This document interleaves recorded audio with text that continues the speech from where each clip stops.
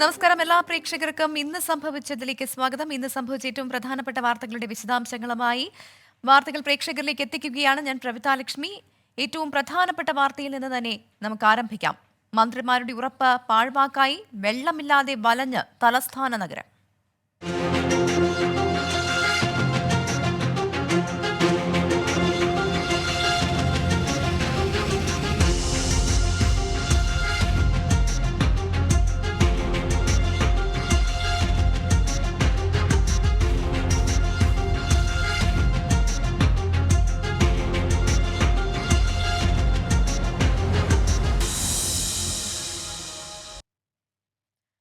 തിരുവനന്തപുരം നഗരത്തിലെ കുടിവെള്ള പ്രശ്നത്തിന് പരിഹാരം വൈകുന്നു. 4 ദിവസമായി പ്രാഥമിക ആവശ്യങ്ങൾക്ക് പോലും വെള്ളമില്ലാതെ ജനം പൊറുതിമുട്ടുകയാണ്.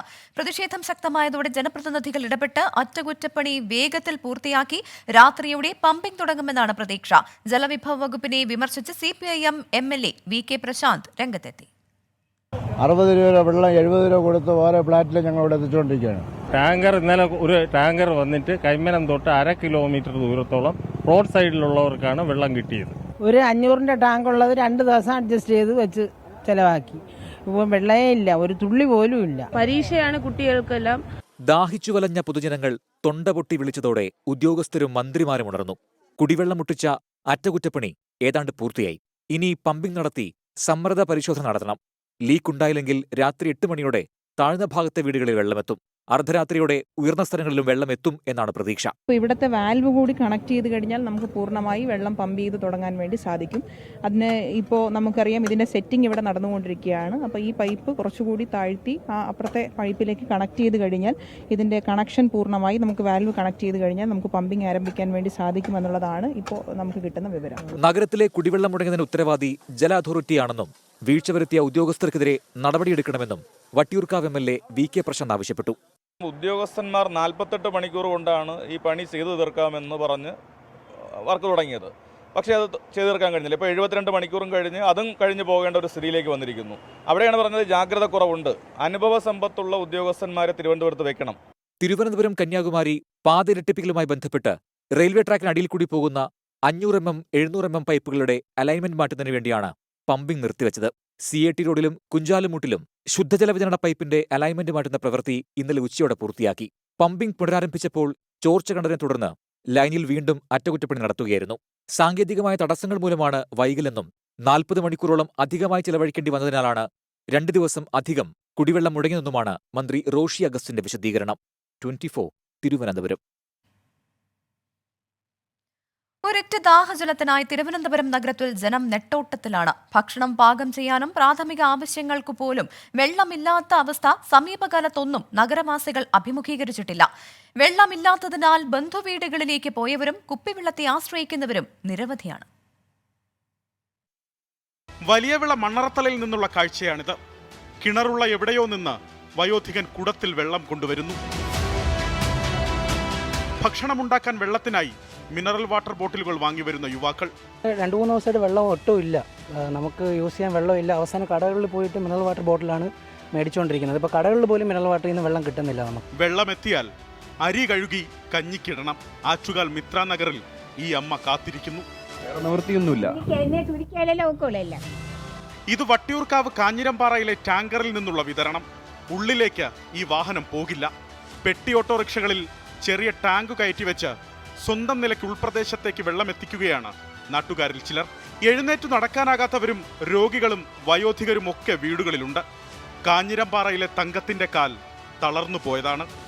വെള്ളം ചുമന്നു കൊണ്ടുവരാനാവില്ല. വീടിന് മുന്നിൽ പാത്രങ്ങൾ നിരത്തിവെച്ച് കാത്തിരിക്കുന്നു. കാഞ്ഞിരംപാറ വന്നെന്ന് പറയുന്നത് ഇങ്ങോട്ട് വരണില്ല, വലിയ വണ്ടി ആവുകൊണ്ട് വരില്ലെന്ന് പറയുന്നു. വെള്ളം എടുത്തുകൊണ്ട് തരാനും ആരുമില്ല. ഇന്ന് 4 ദിവസം ആവണം ഭക്ഷണം ഉണ്ടാക്കിയിട്ടുണ്ട്. കുടിവെള്ളമില്ലാതെ പൊറുതിമുട്ടി ബന്ധുവീടുകളിലേക്കും നഗരത്തിന് പുറത്തേക്കുമൊക്കെ പോയവരുമുണ്ട്. അഭിലാഷ് തൊഴുവൻകോടിനൊപ്പം അലക്സ് റാം മുഹമ്മദ്, 24 തിരുവനന്തപുരം. മറ്റു വാർത്തകൾ നോക്കിയാൽ പാർട്ടിക്ക് തൃപ്തിയില്ല.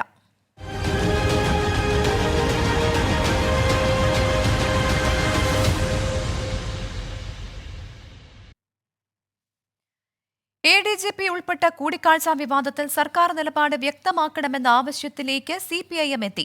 എം.ആർ. അജിത് കുമാർ RSS നേതാക്കളുമായി നിരന്തരം കൂടിക്കാഴ്ച നടത്തിയ സാഹചര്യത്തിലാണ് ഇനി സർക്കാരിനെ ന്യായീകരിക്കാനില്ലെന്ന പാർട്ടിയുടെ നിലപാട്. വിവാദത്തിൽ CPIക്ക് മാത്രമല്ല CPIM-നും അതൃപ്തിയുണ്ടെന്ന് MV ഗോവിന്ദൻ തുറന്നു പറഞ്ഞത് മുഖ്യമന്ത്രിക്കുള്ള സന്ദേശമാണ്. ദത്താത്രേയ വിവാദത്തിനു പിന്നാലെ റാം മാധവ് കൂടിക്കാഴ്ചയും പുറത്തുവന്നതോടെ ഇനി ADGPയെയോ ആഭ്യന്തര വകുപ്പിനെയോ ന്യായീകരിക്കാൻ CPIM ഉണ്ടാകില്ല.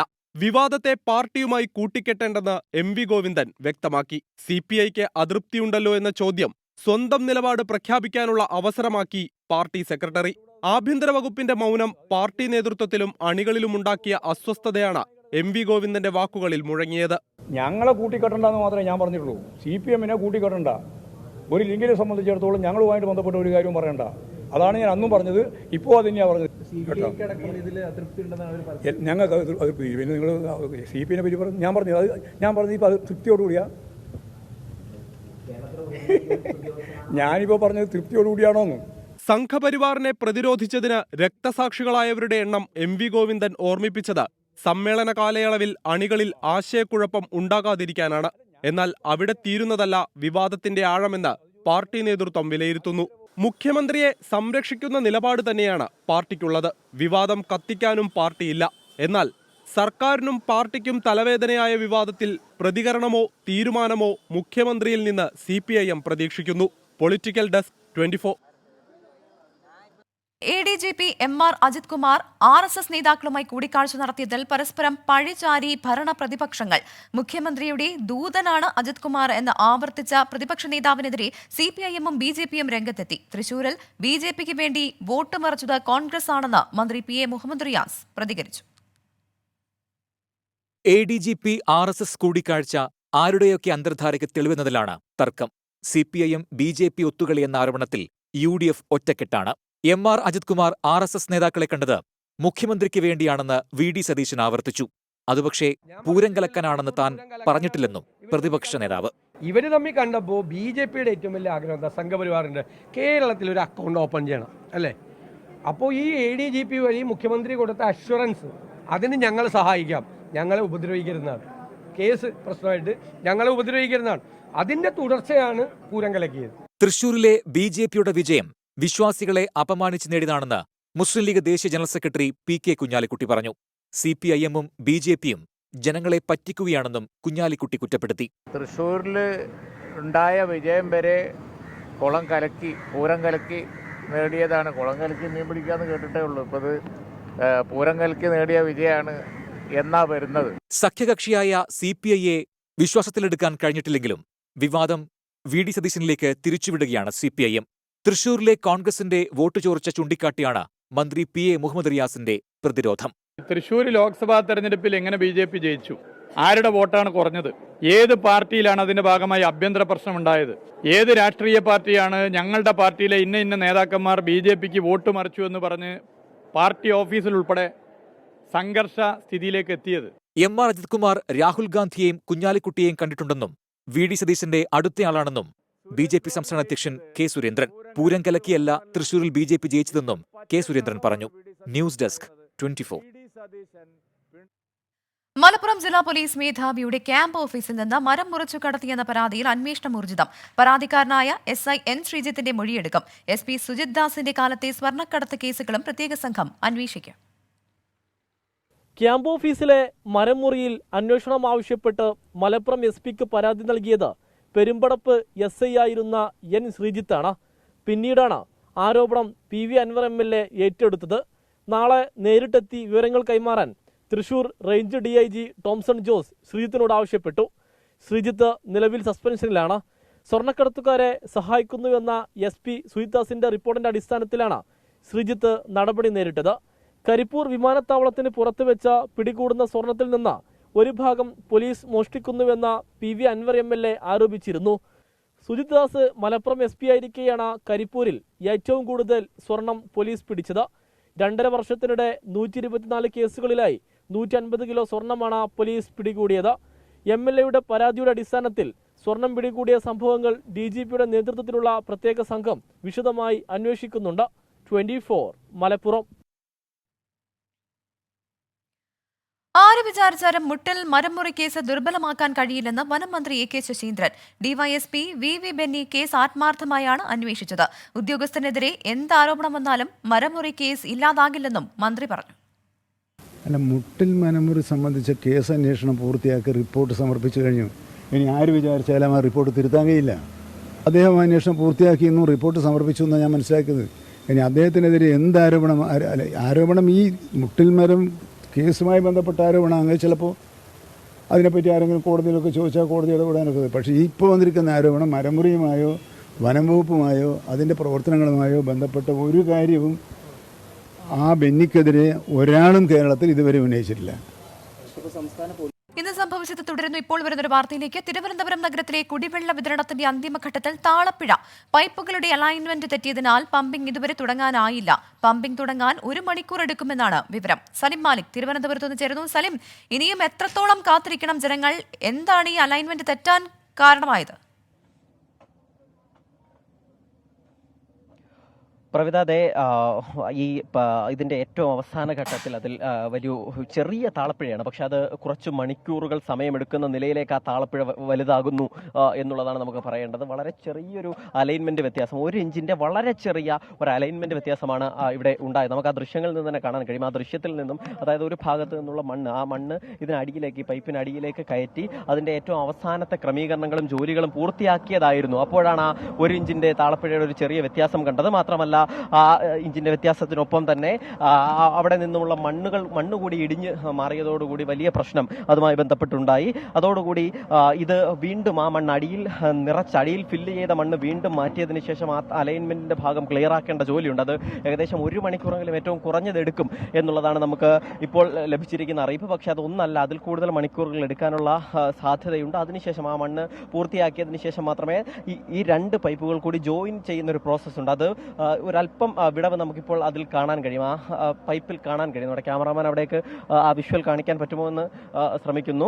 ആ ഗ്യാപ്പ് ഫില്ല് ചെയ്യുക എന്നുള്ളതാണ് അതിനുശേഷമുള്ള ഏറ്റവും പ്രധാനപ്പെട്ട ഒരു ഘട്ടം. ഈ വെള്ളം എത്തിക്കാനുള്ള ആ ഗ്യാപ്പ് ഫില്ല് ചെയ്യുക എന്നുള്ളതാണ്. ആ ഗ്യാപ്പ് ഫില്ല് ചെയ്യാനും ഒരല്പം സമയമെടുക്കും. അതിനുശേഷം മാത്രമേ പമ്പിങ് ആരംഭിക്കൂ. പമ്പിങ് ആരംഭിച്ചാൽ നമ്മളിപ്പോൾ നിൽക്കുന്ന ഈ സ്ഥലത്തേക്ക് വെള്ളം എത്താൻ 1 മണിക്കൂറിലധികം, 1.5 മണിക്കൂർ എടുക്കും. അതോടുകൂടി അവിടേക്ക് എത്തുമ്പോഴേ, കഴിഞ്ഞ ദിവസം ഇവിടെയായിരുന്നു ലീക്കേജ് ഉണ്ടായിരുന്നത്, ലീക്കേജ് വീണ്ടും ഉണ്ടോ എന്ന് നോക്കാൻ പറ്റൂ. അങ്ങനെ ലീക്കേജ് ഇല്ലെങ്കിൽ മാത്രമേ നഗരത്തിലെ കുടിവെള്ളത്തിന്റെ പ്രതിസന്ധി അവസാനിക്കൂ. അതല്ല, ഇനി ആ ലീക്കേജ് ഉണ്ടെങ്കിൽ വീണ്ടും വലിയൊരു പ്രതിസന്ധിയിലേക്ക് പോവുകയും ചെയ്യും. എന്തായാലും നമ്മൾ പ്രതീക്ഷിക്കുന്നത് ഇനി അങ്ങനെ ഒരു ലീക്കേജ് ഉണ്ടാവില്ല. ഈ പ്രവൃത്തി പൂർത്തീകരിച്ചാൽ ലീക്കേജ് ഉണ്ടാകില്ല എന്നാണ്. അങ്ങനെ ലീക്കേജ് ഒന്നും ഇല്ലാതിരിക്കുകയാണെങ്കിൽ നിലവിൽ ഒരു 3 മണിക്കൂർ സമയത്തിനുള്ളിൽ തന്നെ നഗരത്തിലെ മുഴുവൻ പ്രതിസന്ധി മാറുന്ന രീതിയിലേക്കുള്ള ജലവിതരണം എത്തും എന്ന് നമുക്ക് മനസ്സിലാക്കാം. പക്ഷേ ഇപ്പോഴും ഇവിടേക്ക് കഴിഞ്ഞ ദിവസങ്ങളിലൊക്കെ രാത്രിയിലൊക്കെ ഇവിടെ പ്രവൃത്തി നടന്നതാണ്. അതുകൊണ്ട് തന്നെ ലൈറ്റുകൾ ക്രമീകരിച്ചിരുന്നു. പക്ഷേ ഇന്ന് വൈകുന്നേരത്തിനുള്ളിൽ തന്നെ ഈ പ്രവൃത്തി പൂർത്തീകരിക്കാൻ കഴിയുമെന്നൊരു വിശ്വാസത്തിൽ ലൈറ്റുകളൊന്നും ക്രമീകരിച്ചിരുന്നില്ല. ഇപ്പോൾ വീണ്ടും ലൈറ്റുകൾ ഉൾപ്പെടെയുള്ള കാര്യങ്ങൾ ഇവിടേക്ക് എത്തിക്കുകയും ചെയ്യുന്നുണ്ട്. പ്രവിത, തിരുവനന്തപുരം നഗരത്തിൽ കുടിവെള്ള വിതരണത്തിന് ഇനിയും സമയമെടുക്കുമെന്നാണ് ഇപ്പോൾ സലിം മാലിക് നൽകുന്ന വിവരം. PV Anvar MLA Kottakkal police സ്റ്റേഷനിൽ സന്ദർശനം നടത്തുന്നു. സുജിത് ദാസ് മലപ്പുറം SP ആയിരിക്കെ കോട്ടയ്ക്കൽ പോലീസ് സ്റ്റേഷനിൽ നിർമ്മിച്ച കെട്ടിടം അനധികൃതമാണെന്ന് കഴിഞ്ഞ ദിവസം ആരോപണം ഉന്നയിച്ചിരുന്നു. ഇതിന് പിന്നാലെയാണ് സന്ദർശനം നടത്തുന്നത്. വിവരങ്ങളുമായി സമീർ ബിൻ കരീം ചേരുന്നുണ്ട്. സമീർ, അദ്ദേഹത്തിന്റെ സന്ദർശനം ഇപ്പോഴും തുടരുകയാണോ? എന്തൊക്കെയാണ് ഏറ്റവും പുതിയ വിവരങ്ങൾ?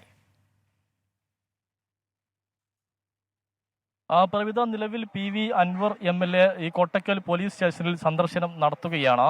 ഈ സുജിത് ദാസ് മലപ്പുറം SP ആയിരിക്കെ കോട്ടക്കൽ പോലീസ് സ്റ്റേഷനിൽ അതിന്റെ കോമ്പൗണ്ടിൽ ഒരു കെട്ടിടം നിർമ്മിച്ചിട്ടായിരുന്നു. ഈ കെട്ടിടം വ്യാപകമായി സുജിത് ദാസ് പണപ്പിരിവ് നടത്തിയാണ് ഈ കെട്ടിടം നിർമ്മിച്ചതെന്നും ഇതിൽ അഴിമതി ഉണ്ട് എന്നും PV അൻവർ MLA ഇന്നലെ ആരോപിച്ചിരുന്നു. ഈ കെട്ടിടത്തിലേക്കാണ് അദ്ദേഹം ആദ്യം എത്തിയത്. തുടർന്ന് ഇവിടെ സന്ദർശനം നടത്തിയ ശേഷം നിലവിൽ കോട്ടക്കൽ പോലീസ് സ്റ്റേഷനിലേക്ക് എത്തി അദ്ദേഹം സ്റ്റേഷനിൽ സന്ദർശനം നടത്തുകയാണ് എന്നുള്ളതാണ് ഏറ്റവും പ്രധാനപ്പെട്ട കാര്യം. ഈ കെട്ടിടവുമായി ബന്ധപ്പെട്ട് അഴിമതി ആരോപിച്ച PV അൻവർ ഇക്കാര്യം മുഖ്യമന്ത്രിക്ക് നൽകിയ പരാതിയിലും കഴിഞ്ഞ ദിവസം മൊഴിയെടുക്കാനെത്തിയ DIG-യോടും PV അൻവർ ഇക്കാര്യങ്ങളെല്ലാം തന്നെ വളരെ വിശദമായി പറഞ്ഞിരുന്നു എന്നുള്ളതാണ് PV അൻവർ വ്യക്തമാക്കിയത്. എന്നാൽ ഈ കെട്ടിടത്തിന് നിലവിൽ കോട്ടക്കൽ നഗരസഭ ഇതുവരെ നിർമ്മാണ അനുമതി നൽകിയിട്ടില്ല. നഗരസഭ കെട്ടിടത്തിന് നമ്പർ നൽകിയിട്ടില്ല എന്നുള്ളതാണ് നമുക്ക് ലഭ്യമായിരിക്കുന്ന വിവരം. മലപ്പുറം SP ആയിരിക്കെ സുജിദാസാണ് ഈ കെട്ടിടം ഉദ്ഘാടനം ചെയ്തത് എന്നത് ശിലാഫലകത്തിൽ തന്നെ രേഖപ്പെടുത്തിയിരിക്കുന്ന ഒരു കാര്യം കൂടിയാണ്. ഏതായാലും നിലവിൽ അനുമതിയില്ലാതെ നിർമ്മിച്ച ഈ കെട്ടിടം വ്യാപകമായി പണപ്പിരിവ് നടത്തിയാണ് സുജിത്ദാസ് നിർമ്മിച്ചത് എന്നുള്ളതാണ് നിലവിൽ PV അൻവർ MLA ആരോപിച്ചിരുന്നത്. അതിന് പിന്നാലെ ഇന്നലെയായിരുന്നു ഈ ആരോപണം ഉന്നയിച്ചത്. അതിന് പിന്നാലെ അദ്ദേഹം ഇന്ന് അല്പസമയം മുന്നെയാണ് ഈ കോട്ടക്കൽ പോലീസ് സ്റ്റേഷനിലേക്കും ഈ കെട്ടിടത്തിലേക്കും ഇപ്പോൾ എത്തിയിരിക്കുന്നത്. അദ്ദേഹം ഇപ്പോൾ സ്റ്റേഷനിൽ നിന്നും പുറത്തേക്ക് വരികയാണ്. മാധ്യമങ്ങളോട് സംസാരിക്കും എന്നാണ് നമ്മൾ പ്രതീക്ഷിക്കുന്നത്. സമീർ ബിൻ കരീമാണ് വിശദമായ വിവരങ്ങൾ നൽകിയത്. PV Anvar MLA Kottakkal police സ്റ്റേഷനിൽ സന്ദർശനം നടത്തുകയാണ്. അപ്പോൾ ഈ വിഷയം ഇന്നലെ ബഹുമാനപ്പെട്ട DIG മലപ്പുറത്ത് നടത്തിയ മൊഴിയെടുപ്പിൽ ഈ വിഷയം പ്രത്യേകമായി തന്നെ എഴുതി കൊടുത്തിട്ടുണ്ട്. ഇങ്ങനെ ഒരു വൻ അഴിമതി പണമുണ്ടാക്കാനായിട്ട് SP-യുടെ ഭാഗത്തുനിന്നുണ്ടായിട്ടുണ്ട്. എൻ്റെ അന്വേഷണത്തിൽ ആ തരത്തിലുള്ള സർക്കാരിൻ്റെ ഒരു ഫണ്ടോ പെർമിറ്റോ ഒന്നുമില്ല. അപ്പോൾ ആ ബോർഡ് നിങ്ങൾ വായിച്ചിട്ടുണ്ടാവും. ഒരു ഫലകം അവിടെ സ്ഥാപിച്ചിട്ടുണ്ട്. അതിൽ നിന്ന് നിങ്ങൾ സൂചനയാണ്. സാധാരണ സർക്കാരിൻ്റെ കെട്ടിടങ്ങൾ ഉണ്ടാക്കുമ്പോൾ അതിൻ്റെ പെർമിഷന് എങ്ങനെ ഫണ്ട് വന്നു, എത്ര രൂപ ചെലവഴിച്ചു, എല്ലാ കാര്യങ്ങളും ഉണ്ടാവും. ഇനി പൊതുവിൽ പിരിച്ചെടുത്തതാണെങ്കിൽ അത് പ്രത്യേകം ആ ഫലകത്തിൽ എഴുതണം, അത് പ്രദർശിപ്പിക്കണം. ആ പണം തന്ന ആളുകളുടെ ഡീറ്റെയിൽസ് വെളിപ്പെടുത്തണം. ഒന്നുമില്ല. അതായത് കഴിഞ്ഞ 3 ചില്ലാന വർഷക്കാലം ADGP അജിത് കുമാറിന്റെ ശിക്ഷനായി ഈ കൊള്ളക്കും കൊലക്കും ഈ തട്ടിപ്പിനും ഈ കള്ളക്കടത്തിനും ഒക്കെ കൂട്ടുനിന്ന് അതിന്റെ ഒരു നേർക്കാഴ്ചയായി അതിന്റെ ഒരു സ്മാരകമായി ഒരു കെട്ടിടം കോട്ടക്കൽ അങ്ങാടിയിൽ പോലീസ് സ്റ്റേഷന്റെ മുറ്റത്ത് നിലനിൽക്കുകയാണ്. ഇതാണ് വെള്ളരിക്ക പട്ടണം എന്ന് പറയുന്നത്. ഇവരെന്താ മനസ്സിലാക്കിയത്? ഇത് ആരും ഒന്നും കാണില്ല. ലോകം അവസാനിക്കുന്നവരെ ADGP അജിത് കുമാർ, ഇവിടുത്തെ ADGPയും സുജിത് ദാസ്, അദ്ദേഹം റിട്ടയർ ചെയ്യുന്നവരെ ഇവിടെ SP-യും അതിന്റെ മോളെ എന്നോട് പറഞ്ഞതുപോലെ MLA-യുടെ വിനീത വിധേയനായി 25 വർഷം സേവനം ചെയ്ത് നിങ്ങളെ സഹായിക്കാൻ ഞാനുണ്ടാകുമെന്ന് പറഞ്ഞതുപോലെ തന്നെയാണ്. അതൊക്കെയാണ് ഇതിന്റെ സാക്ഷിപത്രം. ആ പറഞ്ഞതിന്റെ ബാക്കി പത്രമാണ്. എന്തുകൊണ്ട് പൊതുജനങ്ങളിൽ നിന്ന് പിരിച്ചെടുത്ത പണത്തിന്റെ വിവരങ്ങൾ ഇവിടെ ബോധ്യപ്പെടുത്തിയില്ല? ഇതൊരു വില്ലേജ് ഓഫീസിലോ ഒരു പഞ്ചായത്ത് ഓഫീസിലോ ഒരു സർക്കാർ ആശുപത്രിയുടെ മുറ്റത്തോ ആണെങ്കിൽ ആരത് കൈകാര്യം ചെയ്യുക? അതിനവിടുത്തെ പൊതുപ്രവർത്തകരുണ്ടാവും, അവിടുത്തെ പഞ്ചായത്ത് മെമ്പർമാരുണ്ടാകും, ആ നാടിലെ ഇതുമായി ബന്ധപ്പെട്ട ആളുകളുണ്ടാവും, അതിനൊരു കമ്മിറ്റി ഉണ്ടാകും, അതിനൊരു പിരിവുണ്ടാകും, അതിനൊരു കണക്കുണ്ടാകും. അതൊക്കെ സോഷ്യൽ ഓഡിറ്റിങ്ങിന് വിധേയമാണ്. ജനങ്ങൾക്ക് അതിൽ ഇടപെടാൻ കഴിയും, അത് അന്വേഷിക്കാൻ കഴിയും. ആ കമ്മിറ്റി ജനറൽ ബോഡി ഉണ്ടാവും, കണക്ക് അവതരിപ്പിക്കും ഈ കെട്ടിടം നിർമ്മിച്ച് പൂർത്തിയാകുമ്പോൾ. കോട്ടക്കൽ പോലീസ് സ്റ്റേഷൻ സന്ദർശിച്ചതിന് ശേഷം PV അൻവർ MLA മാധ്യമങ്ങളോട് സംസാരിക്കുകയായിരുന്നു. തത്സമയ ദൃശ്യങ്ങളാണ് പ്രേക്ഷകർ കണ്ടത്. ഇതോടെ ഇന്ന് സംഭവിച്ചതിന്റെ സമയം ഇവിടെ പൂർണ്ണമാകുന്നു.